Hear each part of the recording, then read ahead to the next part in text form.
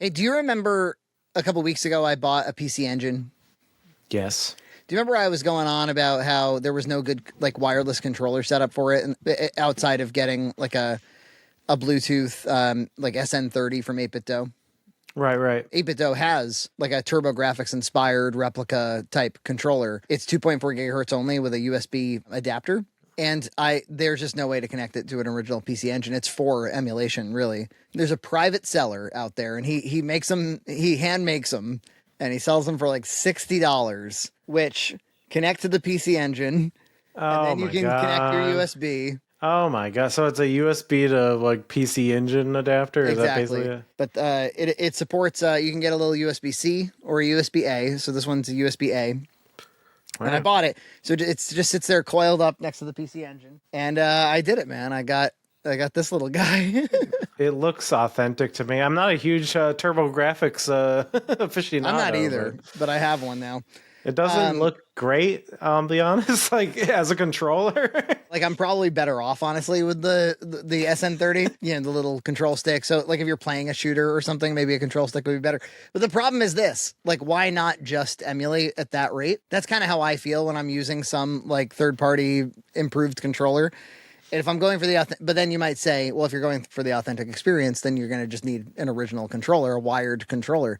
But I'm not doing a wired controller. My whole setup upstairs, if there were wired controllers involved, it'd be spaghetti. You can't do it. You can't do it. Like yeah, I have I have 8-bit dough up the wazoo, and Yeah. it's my life is better. It's way better. I mean, one thing that did kind of inspire me to get one of these was if you've never played a TurboGrafx or a PC Engine, they don't have start and select, they have run and select. Yeah, I remember playing Rondo of Blood, and it's like press the run button, and I was like playing on the Wii because it was the Wii Virtual Console. I'm like, what the fuck's the run button? Is that A? Is that B? Usually I hold B, and it's just start. And then they don't have A and B, they have 1 and 2. Game Gear had 1 and 2 as well, right? The Game Gear had 1 and 2, Yeah. I think. And the Master System. Although the Master System didn't even have a start button. You were left with the face buttons. You had to wish the thing to start. I've now spent more money than I ever intended to on having a nice PC Engine setup.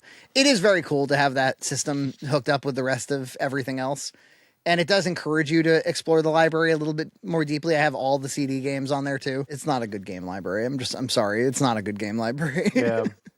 Well, it was like when I made my my Mr. Pie video, and it's like, you didn't mention that there's an awesome Sega Saturn core. And I'm like, I don't give a fuck about that. Sorry. If you like a couple Sega Saturn games, I'm sorry. I know you like them, but I don't give a fuck about that library. What's that one that always looks really interesting? That one 2D Sega Saturn game starts with an A. A stall. Just the art looks kind of cool, but it also looks like it's a sprite that can't move. Whenever I see 2D PS1 Saturn era games, I'm kind of like a little intrigued. Because in the 90s, you'd go to the arcade, the like sprites would be big on screen, and it would be awesome. Then you go home and you'd like play the NES version of it, and it would be dinky. PlayStation and Saturn, when they actually had the power to do this, and then they went like to a bunch of derpy 3D games. So you're kind of like, I wish you'd just like spend more of that energy on 2D for a little bit. And some games did, a lot, especially in Japan. And it was always fun when you had the few N64 games that went 2D. You're always like, ooh, you're doing something. Yeah. I don't think I like it, but you're doing something. Yeah, I think PS1 was probably more successful at that sort of thing. I handed you my NES. I was jealous years, I don't know, a year and a half ago or something when you did it for Jason. The occasion never arose where I was like, here, have a top loader to start soldering. I bought that thing for $70, that top loader, in like 2009 or so off of eBay. Yeah. I almost forgot a couple of years ago when I first got the EverDrive, I forgot I had it. And I was like, do I have an NES? I'd like to get in. You know how this whole EverDrive thing started, by the way? It was because I wanted to introduce light gun games to my daughter. Oh. And then I went on. Right. Yeah, I bought all the light gun games for NES, all the ones I never played before. And you know what? A lot of them are fucking fun. Like, it actually is an enjoyable time. When Mark gave me the Dreamcast, I was like, oh, and nowadays when I play a light gun game, it's the Dreamcast. I got the little Japanese Dreamcast gun. Yeah, there's like an RGB Pi like light gun, a way to use light gun with that, and I need to try it out. Yeah, so I do have your NES, and the parts are coming in, so I'm gonna start work on it too. I might even stream myself working on it. So that'd be nice. if you wanna watch me do my work, and It's like when they used to let you watch the surgery from like a glass balcony. you'll just have your hands. You'll have your hands, behind your back, just watching sternly and solemnly. Is it gonna be okay? They had that in the last Captain America movie, where like, oh yeah, they just needed a scene where he was watching surgery from behind like a one-way mirror or something. Yeah, that's when the Bucky comes up to him. He's like, "I'm running for Congress. This is the only scene I'm in. Bye bye." Pickup Central. Like, we need something else. Maybe Bucky shows up. I don't know. Is that a Merry Mountain Christmas back there on the yeah? Yeah, Merry Mountain Christmas on my Christmas kitchen CRT. So you'll sneak peek at what's to come with that one. Oh yeah, lots of content to come with that. Have you actually played that game yet? I have not. I played a little bit, and I was just like, "Oh, I know this is quality." I kind of want to save it for maybe we should stream it together or something. Oh, that's a good idea. I've always been hungry for like a Christmas ROM hack. People will say, "What's your favorite like Christmas game, retro Christmas game?" And there's not too many. There's this one called like Days of Christmas, where you play as Santa Claus on the Sega Genesis, and it's got a good vibe. I don't know. It's a game I could really vouch for. This really awesome arcade shooter shmup called Boogie Wings. There's a Christmas level. Often, I think you don't find Christmas retro games. You find Christmas retro levels, generally speaking. Yeah. Usually, like Jazz Jackrabbit, it's like the shareware game for the PC a long time ago. I remember they had like a shareware, like a bunch of levels that were Christmas themed, and I thought that was fucking awesome. I think most people, and that's why when you go to like ROM hacks, there's like a few Christmas themed ROM hacks. Is like I think people yearn for a Christmas video game. I think they do. Absolutely. Yeah. And I was just thinking, like, usually Nintendo, they always send out these like cute like emails or messaging, and then like there's like ones for Halloween where they're dressed up in costumes, and there's one for Christmas where they're all like bundled up and looking cute. And I was like, if they just like had like DLC that was just like, imagine if there was like an add-on to Bowser's Fury that was just like right. Halloween's themed. And then, or 3D World, I mean, that was Halloween themed, and one that was Christmas themed. I think that would do very well. Yeah, Hollywood figured out a long time ago, like if you make a classic Christmas movie, like as long as you tie it into Christmas, people watch it every single year. It's like it becomes extremely rewatchable. Like Planes, Trains, and Automobiles, we talked about that last time. It's a great movie. I'm not sure you would rewatch it all that often if it wasn't a Thanksgiving movie. Thanksgiving movies are also untapped. Like I think people are into Thanksgiving movies. But anyway, that ROM hack right there. Okay, so because there's like Toadette's Christmas Adventure on the NES, that's a ROM hack, and it's not good. There's a Sonic one that's a little bit vibey, but it's not anything special. That fucking thing, I discovered that last year. I played it on Christmas Day, and I was like, this is great. It's a little hard. That's my only complaint. But it's also a pretty short game. Like you could finish it in an hour and a half or something probably. But I would say that it feels like you're playing a few more levels of Mario World, but it also feels like they leveled up Mario World. And there's some really good Mario World hacks. For some reason, Mario World has a lot of good ROM hacks. I think because the engine is so like good, like the movement of Mario is just so satisfying.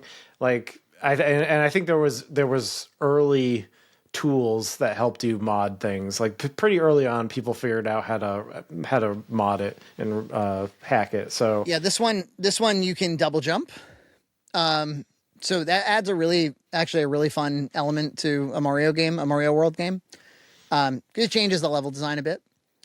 It adds wall jumping. They add things like if you go into frozen water, there's a little thermometer that hangs out next to you, and you can die from freezing. Or there's some levels that have like cold wind, and you're kind of like battling cold wind the whole time. The game starts off with a pretty long cutscene. It's supposed to be like Grandpa Toad with a little cane. And he's like, I turned it on. When Christmas came to the Mushroom Kingdom, and deep in the Mushroom Kingdom, it was Christmas time again. Even Bowser and his kids were celebrating. And there's actually like a really nice little cutscene of like, and then when you start playing the game, first of all, I think you can play as all the characters. They're all mittened up and they have hats and stuff. When you get a Yoshi, Yoshi has a Rudolph red nose. You gotta. It's good. And you end up fighting like a white witch, like a ice witch or something. That's the main villain. Yeah, even I'm looking at it right now, like the Wiggler is like a snowman, and It's yeah, great. all the sprites are appropriate. It's nice. It It's went the really extra. It went that extra mile. You know, you got to. I think with these ROM hacks, you got to bring a little something to the table. guys, if you made a Christmas game, put it on Steam. I think it would do well. Like if it was pretty well made. Zach McFink, you know, he's finishing up Toy Story 2 remastered. He tells us all the time. He catches a lot of shit from people who are like, I won't be able to play this game that you've spent all this time on. They get very angry. I mean, it's one thing to be disappointed about that. It's another to be angry about. Like, you be angry at Zach about this? He's just doing a cool project. People get angry a lot. I like Pokemon. People are like, Holy fuck shit. you. Fuck you. It's like, you're shaming us for not liking it. I'm like, well, kinda. Kinda, you fuck. I mean, I can't, like, on some level I relate, because there are times where like you feel like your intelligence is being insulted by the people that you should be the core audience for. And I think they feel like you're just giving me this kind of like comically underbaked product and then raising the price. So I think they think that it's like enshittification on display. Yeah, Maybe is that a good faith interpretation of the argument? I would say so, and I understand that too. But there's something else going on here. But yeah, it's like the extra animus. The I don't know, like the it's like you're not. Yeah, it's like you're not allowed to have the opinion. And I actually didn't hear a lot of shaming. I did hear you shame people who were group thinking. Yeah, and group who were thinking. kind of parroting, but I didn't hear you shame people who like. I didn't hear you say that they weren't allowed to dislike the game. Yeah, because and I do understand, like, you know, people want to vote with their dollar, and they really wish people didn't give a bunch of money for what they see as an inferior product. I understand that, but like, I like the game. It's cool. So that's really what it is they want you to rally and lobby with them. Yes. To influence the industry, and when you don't, they feel like a sense of betrayal. And to that, I say, like, feel emotional about more important things. Yeah, that's. Yeah, I mean, that's where the little bit of the shame comes in. But it's like, maybe not. But it's funny because I feel a lot with the way they do. Like, I felt like Pokemon was largely disappointing for the past few decades or decade and a half, and this is the first time I'm like, wow, I'm having fun, and it's like kind of pick up and play. It's kind of great. So I was like, I think, you know, just look at the gameplay and try it out. And people are like, fuck you. It's like, a lot of what I saw was based on it was like, it looks like a Wii U game, not a Wii U game, a GameCube game. And I kind of wanted to be like, bro, like every Nintendo game has been a GameCube game for like 20 years now, it feels like. I mean, Nintendo doesn't seem to have a lot of desire to level up its graphics. And I thought we accepted that.